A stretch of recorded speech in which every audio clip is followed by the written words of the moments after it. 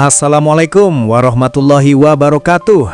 Ketemu lagi di channel Maret 27. Nah teman-teman, di video kali ini kita bakal ngupas cuplikan-cuplikan video yang dijamin bikin senyum nyengir sampai geleng-geleng kepala.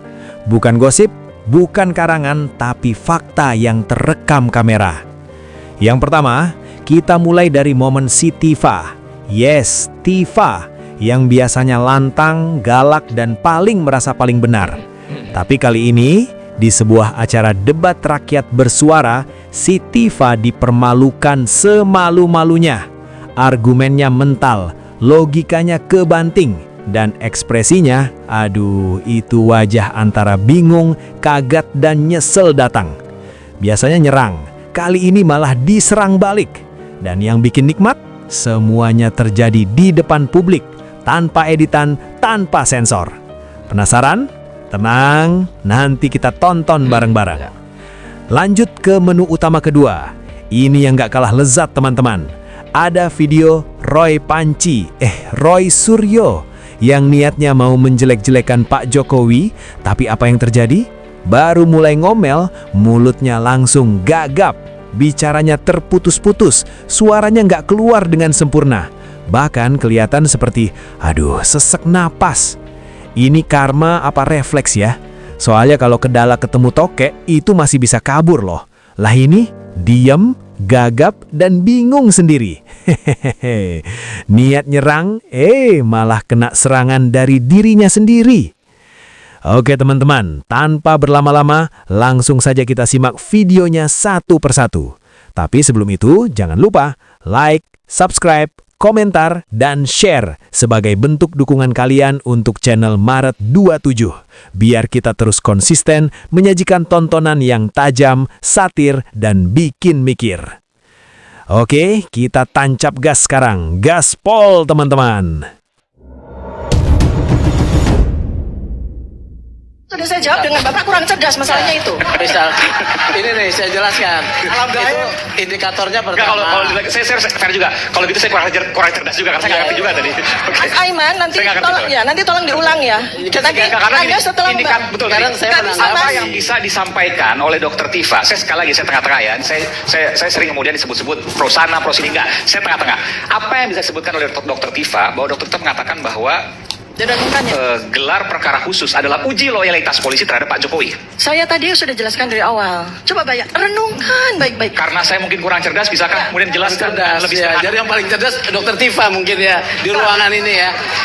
Ya di ruangan ini Dokter Tifa yang paling cerdas. Bukan begitu ya. Jadi kita anggaplah semuanya saya ya. bodoh lah ya. Saya beritahu ya. Tapi saya tahu yang namanya gelar perkara khusus itu ya akan selalu dimulai dari pihak yang merasa keberatan atas hasil kerja polisi, ya. Kalau tidak ada pihak yang berkeberatan, tidak akan ada gelar perkara khusus, ya. Oh, bukan begitu, begitu Pak. Saya potong. Ya sudah, ini dengar saya dulu. Saya potong. Enggak, kemudian indikatornya. Saya potong ya. Kemarin. Tifa, saya harus luruskan. Saya potong. Sampaikan Pak Sugeng itu udah benar. Ya, tidak mungkin ada gelar perkara khusus kalau tidak ada pendumas. Tahu gitu loh ya. Ini saya lihat dokter ini seorang yang intelek. Tapi kalau Anda juga masuk wilayah kamar keahlian orang lain, jangan kemudian membuat kesimpulan-kesimpulan yang menyesatkan. Ya, di sini saya itu pelaku ya. Saya pelaku. Saya sebagai saksi. Saya sebagai pelaku saksi. Saya sebagai terlapor dan saya sekarang sebagai tersangka. Anda tidak tahu hukum. Kalau Anda tahu hukum, Anda tidak hadir. Anda tidak akan jadi tersangka. Anda hadir nggak di gelar perkara khusus? Anda hadir saya jawab. cuma mau menganalisis soal jawab. yang namanya program Jawab. Nggak perlu saya hadir ya. Karena saya bukan pihak. Anda hadir nggak di gelar perkara khusus? Saya bukan pihak. Saya Anda hadir nggak? Anda hadir nggak? Tahu Dokter Tifa. Anda hadir nggak gelar perkara khusus kemarin? Kita ini pelaku gelar perkara khusus. Kalau Anda tidak hadir, Anda tidak bilang orang intelektual rendah kemarin hati. bicara apa tentang gelar perkara Kalau khusus? Anda intelektual rendah hati, Anda harus mengakui bahwa bidang hukum bukan bidang Anda. Saya mengakui bahwa soal teknis digital saya terbuka tidak. Ya, betul. Saya terbuka. Tapi ketika Anda men-challenge yang Anda tidak tahu, Saya tidak, tergerak. saya Pak, Iya. Saya bicara ini dalam kapasitas tidak Kemudian membicarakan Anda tentang bicara ilmu hukum. mens rea lagi. Saya tidak bicara tentang ilmu hukum. Loh, Saya ketika bicara dengan ilmu bicara saya. gelar perkara Begini. khusus itu soal hukum. Saya bicara ilmu saya. Bang Sugeng, saya mau tanya, dokter, Bu dokter, Alasan Bu dokter, perkara khusus ada pertanyaan saya, Bu dokter ada nggak mengajukan gelar perkara khusus? Saya tidak lanjutkan. Singkat, tulis. Bu dokter, Dengan orang yang pertanyaan paling apa? pintar di closing atau ruangan saya? ini. Enggak, Pertanyaan, Bu dokter, saya mau tanya, Bu dokter ada tidak mengajukan gelar perkara khusus? Oke. Itu dulu. Ada tidak mengajukan gelar perkara khusus? Gelar perkara khusus itu kami ajukan. Berarti- Tapi juga Anda juga harus tahu, Ah. gelar perkara khusus itu diadakan karena ada beberapa hal. Satu, misalnya ada permintaan dari itu. Kemudian dua, ada kasus yang kemudian menjadi perhatian khalayak ramai. Iya. Ya, itu juga bisa gelar perkara khusus. Oke. Ada kasus yang kemudian disinyalir menimbulkan atau itu semua ada aturannya. Jadi kan ada beberapa itu kami baca dalam suratnya. Nah, artinya saya Ya. mau jelaskan Nah, bahwa kenapa? benar kalian itu mengajukan gelar perkara khusus. Itu salah Dan satu direspon oleh syarat. Polri. Gak apa-apa, tapi gini loh.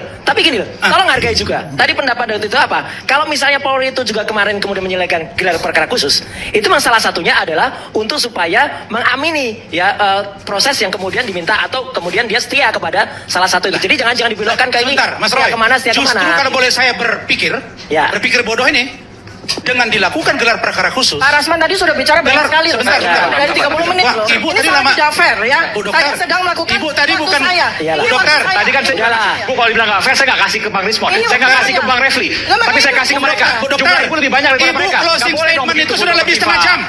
Saya hitung Ibu memberikan Nggak closing boleh statement dong. sudah setengah jam. Oke, silakan. Bu. Nggak apa-apa, Bu, ini kan kita jelaskan. Saya mau beritahu Ibu bahwa justru saya berpikir yang bodoh ini, dengan dikabulkannya gelar perkara khusus yang kalian minta, artinya loyalitas Polri bukan kepada Solo, tapi untuk kebenaran dan pemimpin negeri ini. Itu yang terjawab. Loh, Oke, sekarang saya Bu, jawab. silakan, silakan. Itu sekarang saya jawab.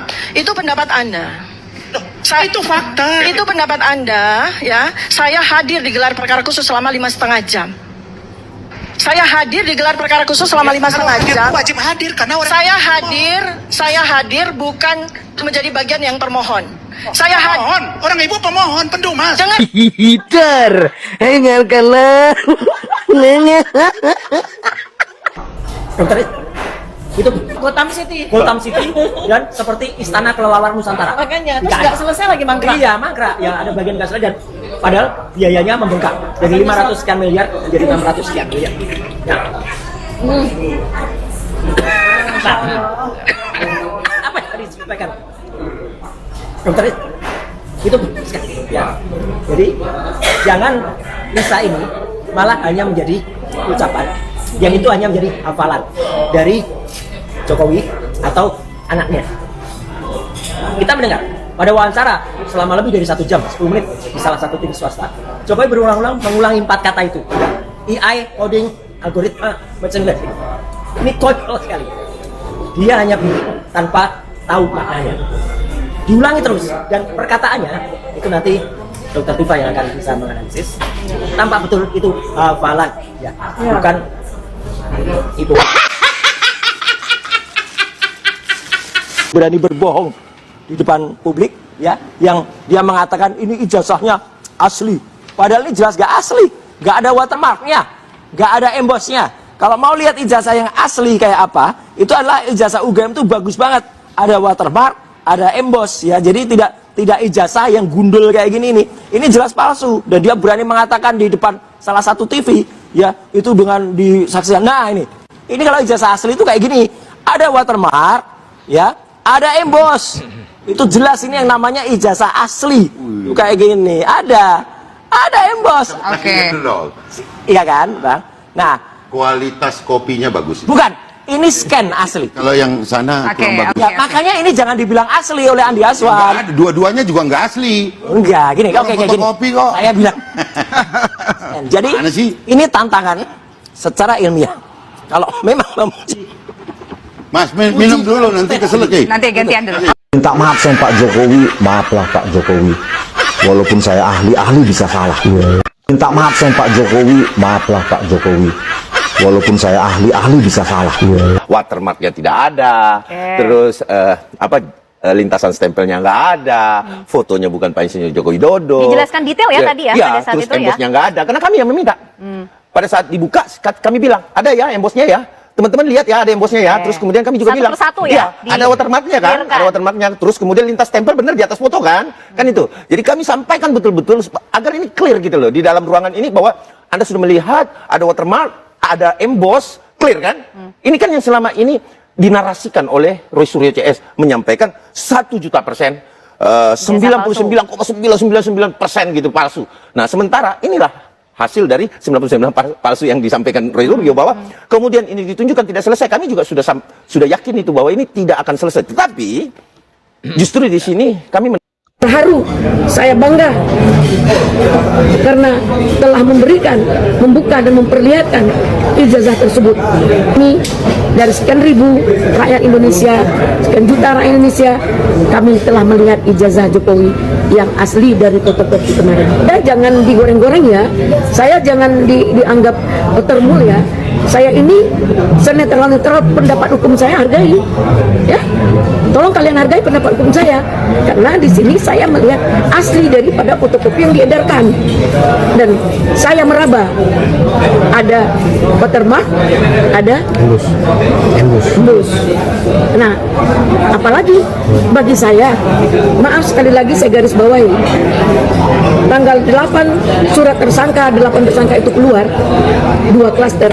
Tanggal 14 saya sudah masukkan gelar perkara khusus. Ada yang ingin profit, ada apa, itu ke urusan saya. Bagi saya, kami, mereka yang 7 itu punya pengacara masing-masing. Saya pengacara Egy Sujana, salah satu dari tim membuat untuk mengajukan gelar perkara khusus. Saya memberikan apresiasi yang setinggi-tingginya terhadap pihak Polda Metro Jaya. Pertama, telah memberikan kesempatan kepada kami untuk gelar perkara khusus, ya. Yang masukkan gelar perkara khusus untuk di sana adalah Roy Suryo. Katanya sih Tifa dan Desmond tidak, namun tetap diundang. Bagi klaster 1 yang masukin gelar perkara itu kami.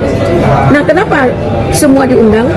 Ketika DHL menyatakan kami tidak mengajukan gelar perkara karena kami diundang, kalau memang bisa kami hadirkan boleh di sini, ya silakan. Saya pertanyakan ke penyidik, yang masukin gelar perkara adalah saya tentang perkara hukum klien saya, hadir semua, kenapa? Apakah mereka memasukkan? Ternyata penyidik bilang gelar perkara ini tidak mungkin diulang-ulang. Makanya satu yang meminta diberi kesempatan semua, diundang semua. Jika mau memanfaatkan silakan, jika tidak nggak usah.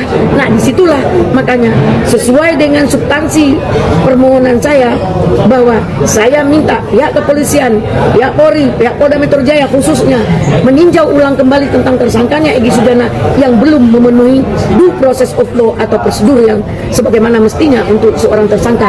Pertama harus PBAP, yang kedua harus ada undang-undang perlindungan karena dia adalah pelapor, ketiga dia adalah sebagai pengacara yang dilindungi undang-undang. Ada 6 item yang kami akan paparkan di situ, dan kami juga diberikan sebuah apresiasi oleh Polri karena kami memasukkan yaitu LO, legal opini dari ahli kami yaitu Pak Muzakir, ya. Nah, sekali lagi ketika penutup saya mengucapkan terima kasih. Saya terharu, saya bangga karena telah memberikan, membuka dan memperlihatkan ijazah tersebut. Kenapa? Masalah itu asli, tidak asli saya nggak mau berkomen karena saya punya ilmu tentang itu. Kenapa saya terharu? Karena luar biasa Kapolri. Kami dicatatnya semua keberatan kami, permintaan kami dikabulkan. Kami dari sekian ribu rakyat Indonesia, sekian juta rakyat Indonesia, kami telah melihat ijazah Jokowi yang asli dari fotokopi kemarin. Dari semua cuplikan yang kita lihat hari ini, pesannya jelas. Yang berisik belum tentu benar, yang tenang belum tentu kalah. Ketika tuduhan tidak ditopang fakta, yang muncul bukan argumen, melainkan kepanikan. Mau di forum debat atau di depan kamera, kebenaran akan tetap berdiri tegak, sementara kebohongan pelan-pelan menjatuhkan pelakunya sendiri. Ini bukan soal siapa paling keras, tapi siapa yang punya dasar dan berani diuji. Oke teman-teman, cukup sampai di sini video kali ini. Kalau kalian merasa tayangan ini membuka mata, jangan lupa like, subscribe, komentar, dan share. sebagai dukungan untuk channel Maret 27, agar terus konsisten menyajikan konten yang tajam dan apa adanya. Tetap kritis, tetap waras, dan jangan mudah terprovokasi. Saya pamit. Assalamualaikum warahmatullahi wabarakatuh.